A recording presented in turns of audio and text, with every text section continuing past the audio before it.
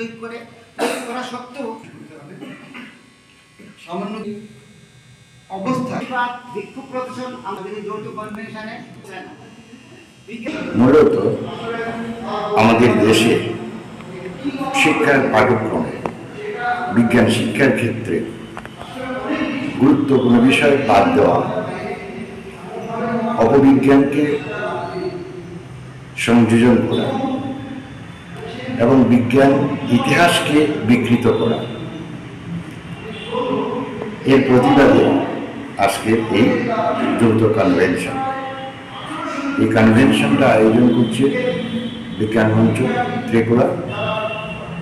ত্রিপুরা যুক্তিবাদ বিকাশ মঞ্চ, ভারতীয় বিজ্ঞান ও যুক্তিবাদী সমিতি ত্রিপুরা,